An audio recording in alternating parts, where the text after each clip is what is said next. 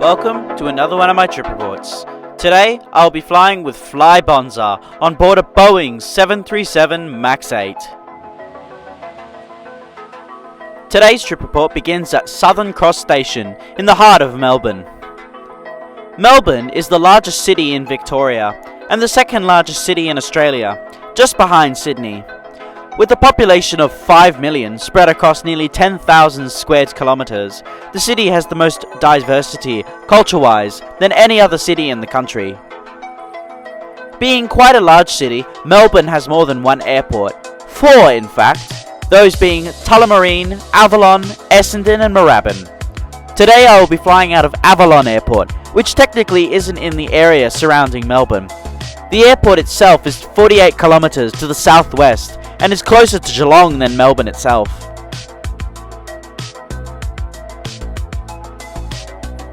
To make transportation between Melbourne and Avalon easier for passengers, there is a Skybus service that meets every flight to and from Avalon.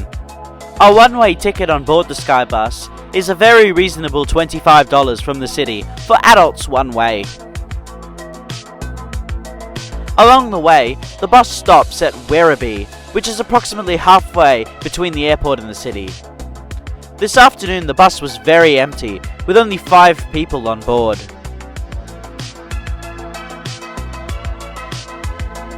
Around 30 minutes after leaving Werribee, we had arrived at Avalon Airport. Avalon Airport is a small airport, with only 2 airlines serving 3 destinations, that being Jetstar to Sydney and the Gold Coast, and Bonza to the Sunshine Coast, which is where I will be flying to today. Despite only having 3 domestic destinations being served, the airport actually has an international terminal. The airport used to be served by AirAsia when they operated a daily A330 service to Kuala Lumpur in Malaysia. This service has since been terminated due to COVID. Check-in at Avalon is very easy, with a lot of self-service kiosks. Once my boarding pass and bag tags were spat out by the machine, I joined the queue for bag drop, which also didn't take very long.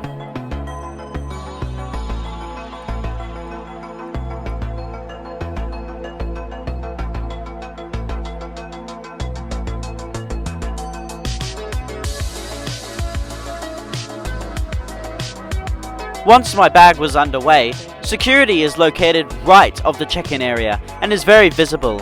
The X-ray machine is quite up to date and looks like a jet engine.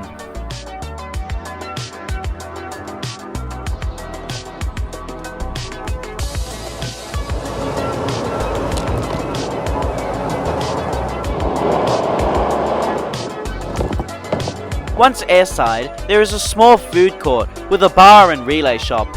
There is plenty of seating for 1 or 2 flights, but any more than that and the terminal would be fairly crowded. Avalon Airport has always been the host of the Australian International Air Show, and currently there are a lot of foreign aircraft here, including a Luftwaffe Airbus A400 Mike, an Embraer E190-E2, Royal Australian Air Force C-17 Globemaster, a Boeing P-88 Poseidon, C-130 Hercules and more. Whilst plane spotting from the terminal, an aircraft appeared in the sky on approach for landing, and soon arrived my ride up to the Sunshine Coast, which is a Boeing 737 MAX 8, registered Victor Hotel, Uniform Juliet Kilo. The aircraft was delivered brand new to Bonza in December 2022, but was ordered by LOT Polish Airlines, making this aircraft 3 months old. The aircraft is powered by 2 CFM International LEAP 1B engines and is nicknamed Sheila. In time, the boarding call was made and I joined the queue.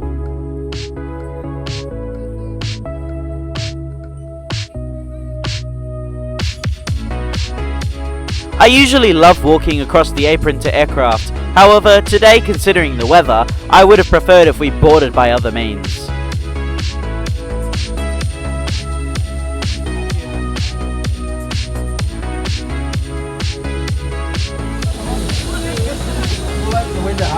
How are you? I'm well, yourself? Doing great. Yeah, where are we? Mr. Mortimer, 7F. You've got a window seat a little bit further down. You're on the right flight.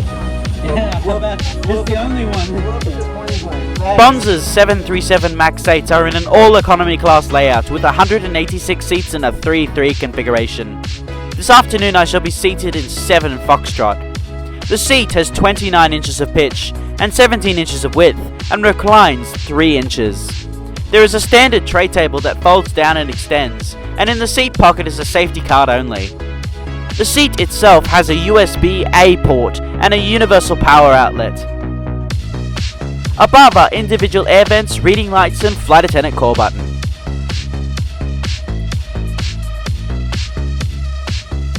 The seats, unlike Jetstar, have a moldable headrest that move up and down and left and right.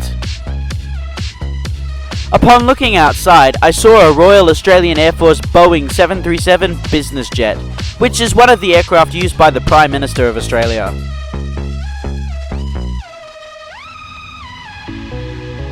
We pushed back from gate 4, 40 minutes behind schedule.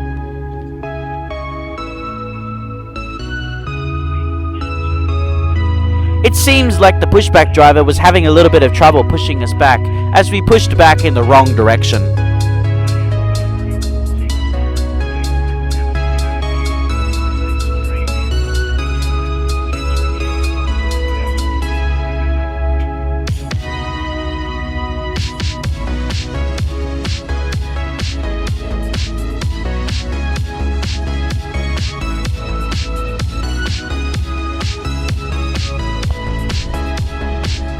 We taxied to the runway via Bravo and runway 18.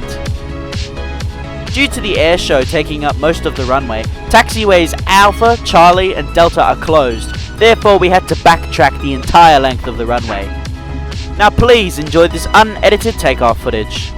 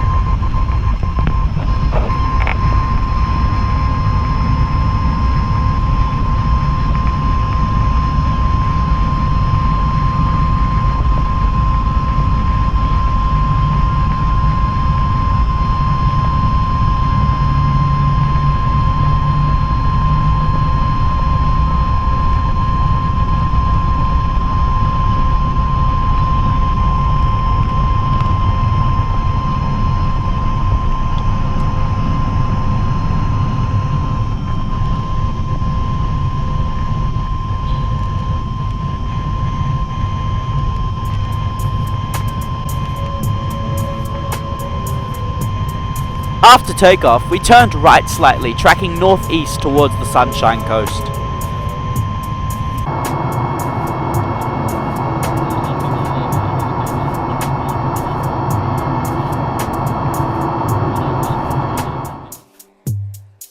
Flight time today is 2 hours and 5 minutes, covering a distance of 1,024 miles or 1,647 kilometers, cruising at 37,000 feet. Once we passed the cloud layer over Melbourne, down below was the small town of Rutherglen in Victoria.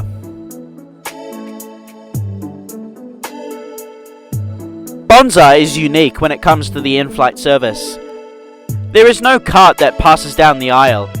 Instead, on the back of every seat is a QR code, which enables access to the menu and some entertainment on board.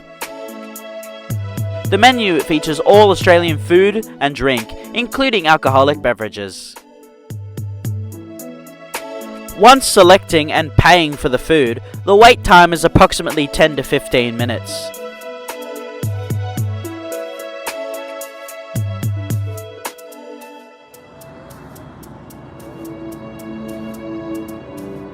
After selecting my first order, we passed over the regional town of Wagga Wagga, and just north of that is Junee.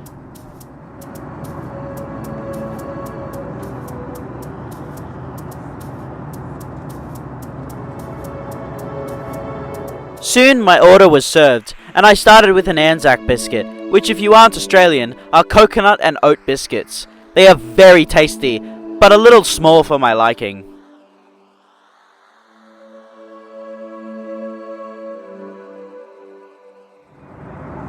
I decided to place another order for food as I was a bit hungry, and after placing said order, we flew over Cowra in New South Wales, which is approximately 325 kilometers west of Sydney. Around 15 minutes later, my second meal was served, and I opted to try the macadamia biscuits, sea salt chips and some wine. The biscuits were very soft and a little bit bland, but were still very tasty. The chips had small crystals of salt on the top, and were probably the best chips I've ever had. The wine was a Syrah Fine Pastel Rosé, and was more dry than sweet, but tasted like strawberries, and was very delicious.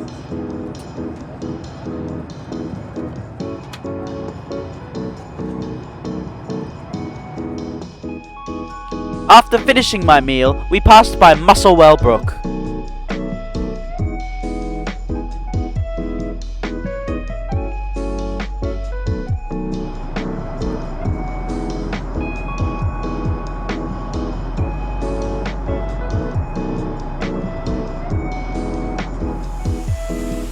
On board Bonza's aircraft are 3 bathrooms, 1 at the front and 2 at the back. Inside are everything you'd expect for an aircraft bathroom, including taped down paper cups.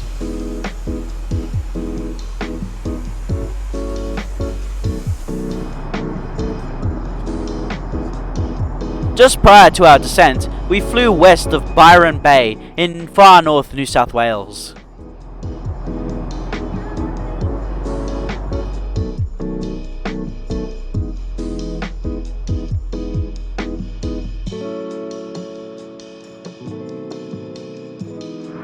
Soon we commenced our descent into the Sunshine Coast.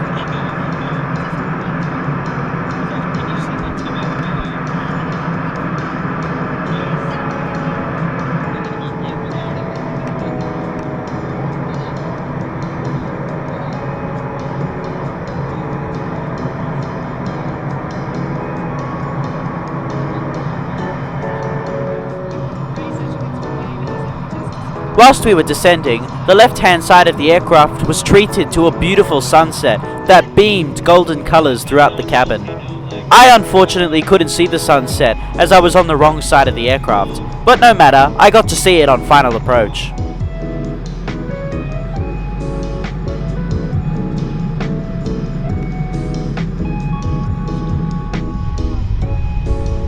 Now please enjoy this unedited landing footage.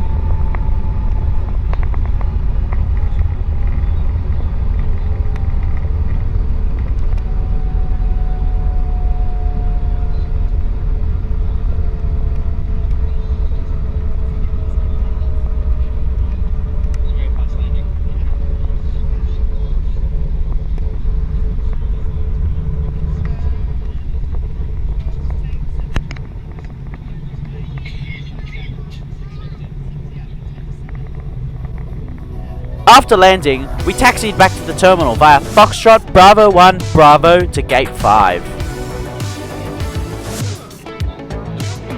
We pulled into Gate 5 37 minutes behind schedule.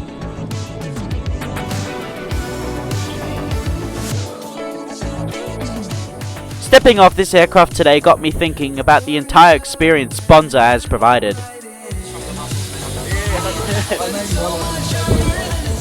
Bonza is on track to fill a small market in Australian aviation that is currently not being served. The staff were very kind and enthusiastic, both on the ground and in the air. This made the whole experience a lot of fun. To fly up to Queensland from Melbourne for just over $100 is very good value for money. With 27 routes to choose from, most being just over an hour in length, and with the airline's $50 per flight hour rule, Bonza is set to become Australia's Ryanair. The only thing I could criticise about Bonza is that one of the staff members on board the flight told me to stop filming. If you've seen my previous videos, this request is my pet peeve. But anywho, Bonza is pretty good. Shame they don't fly to Sydney, but maybe in the future? Who knows? Thank you so much for watching this video. I hope you enjoyed it. Please like, comment and subscribe. And make sure to push that notification bell if you enjoy my content. And I hope to see you again in the next one. See you later!